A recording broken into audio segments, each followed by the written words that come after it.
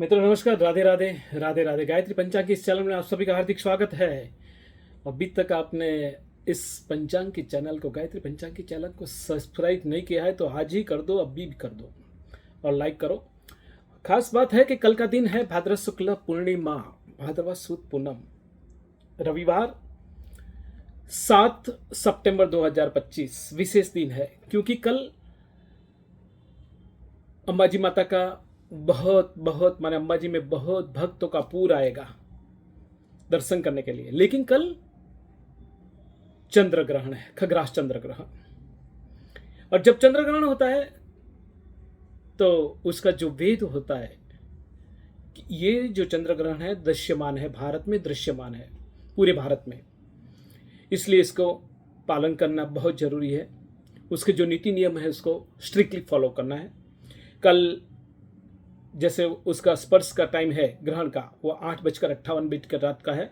उससे 3 प्रहर पहले उसका वेद लगता है, माने 9 घंटे पहले। तो 11:58 से रोगी है, जो अस्वस्थ है, वृद्ध है, बालक है, उसके अलावा कोई भी है लोग भोजन नहीं कर सकते हैं, ऐसा शास्त्रों का नियम है। बाहर का तो भोजन त्यागी है, हो सके तो बाहर निकलना नहीं है। और मैंने बताया कि सुबह 11:58 से उसका वेद स्टार्ट हो जाता है, तो ग्रहण के इस समय में बाहर नहीं निकलना है, केवल जब तब दान करना है। और जब मोक्ष होता है, मोक्ष के टाइम पे स्नान करके जब चालू करना है। और स्पर्श 8:58 को स्पर्श का टाइम है, ग्रहण का स्पर्श 8:58 को रात को होता है, तो उससे पहले स्नान करके जब करना है चालू। और रात को 2:25 का माने 26:25 तक ये ग्रहण रहेगा। ग्रहण का मोक्ष का टाइम है रात को 2:25। तो उसके बाद स्नान करके अपना कार्य कर सकते हैं। शास्त्रों में बताया है कि कुश, उसको अनाज में जो भी रसोई के जितने भी डिब्बे हैं तेल के, उसमें रखते तो उसका दोष नहीं लगता है। बाकी ग्रहण में कोई चीज़ बनाई हुई पकी हुई नहीं खा सकते। और जो प्रेग्नेंट स्त्री है, बहनें हैं, उसको एक ग्रहण के टाइम में बाहर नहीं निकलना चाहिए। और कल का जो ग्रहण है वो साल का तीसरा ग्रहण है, और 4 ग्रहण है टोटल दृश्यमान। उसमें भाद्रपद मास में भी 2 है, एक तो शुक्ल पक्ष की पूर्णिमा और भाद्रपद अमावस्या, दोनों रविवार है। लेकिन केवल दृश्यमान एक ही है, वो है कल का खग्रास चंद्र ग्रहण। ये ग्रहण से बचने के लिए, और ये ग्रहण जो है वो कुंभ राशि और सत तारा नक्षत्र में होने वाला ये ग्रहण है, तो इस राशि वाले को थोड़ा संभलना है। वैसे तो हर एक राशि को, क्योंकि ग्रहण एक भारी है, ग्रहण की असर अगले 6 महीने तक रहती है, तो हो सके उतने बड़े कार्य किसी को पूछ के करना है।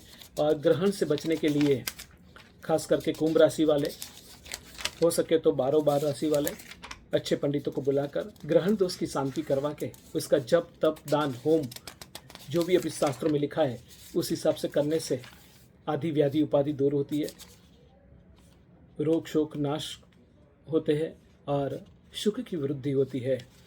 शास्त्रों में बताया है कि ग्रहण को बचने के लिए गोदानम भूमिदानम च स्वर्णदानम विशेषतः ग्रहणे क्लेशनाशाय दैवज्ञाय निवेदयेत।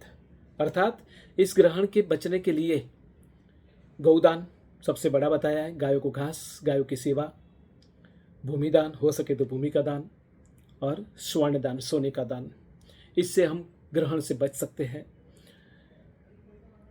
राशि के हिसाब से, नक्षत्र के हिसाब से जो मैंने बताया, कुंभ राशि और शतभिषा नक्षत्र में होने वाला ये ग्रहण वैसे तो भारत के लिए तो है, लेकिन भारत के उपरांत Bangkok, Sydney, Tokyo, Beijing, Jakarta, Berlin, Moscow, Rome, Dhaka, Singapore, Budapest, Melbourne, Brussels, Paris, London इत्यादि जगह पर सब विश्व के काफ़ी देशों में ये ग्रहण दृश्यमान है।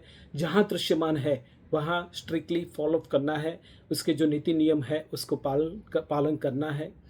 और मैंने बताया कि ग्रहण का जो वेद जहाँ भी स्पर्श होता है, स्पर्श से 3 पहर पहले माने 9 घंटे पहले उसका वेद लग जाता है।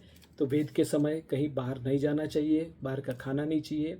वैसे तो खाना ही नहीं चाहिए, लेकिन रोगी के लिए, वृद्धों के लिए, बच्चों के लिए, जिसको दवाई चल रही है उसके लिए शास्त्रों में बताया है, छूट है। कल मंदिरों भी मंगल रहेंगे। वैसे तो सारा जब से वेद स्टार्ट होता है 11:58 से, तब से मंदिरों भी बंद होना चाहिए, दर्शन ग्राह्य नहीं है।